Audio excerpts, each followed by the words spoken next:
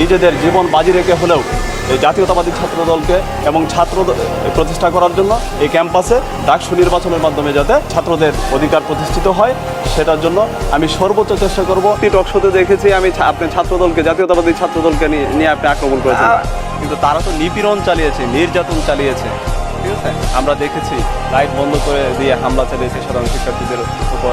সাদ্দাম বলেছেন যে প্রশ্ন ফাঁসের বিরুদ্ধে তারা আন্দোলন করেছেন।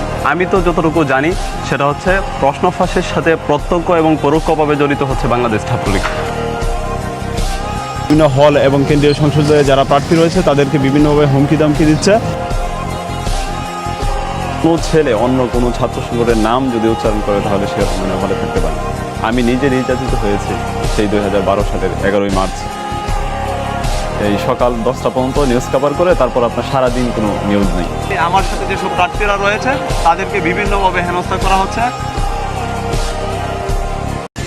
এটা সরকারের উচ্চ পর্যায় থেকে নির্দেশিত একটি ফলাফল ঘোষণা করা হয়েছে, যার মাধ্যমে একজন পরিকল্পিতভাবে একটি ব্যক্তিকে ভিপি হিসেবে ঘোষণা করা হয়েছে আমি বলে মনে করি। ছাত্রলীগের সন্ত্রাসীরা হামলা চালায়, সমস্ত পরিস্থিতি বিবেচনা করে আমরা প্রেক্ষাপট বিবেচনা করে আমরা এই নির্বাচন বর্জন করছি।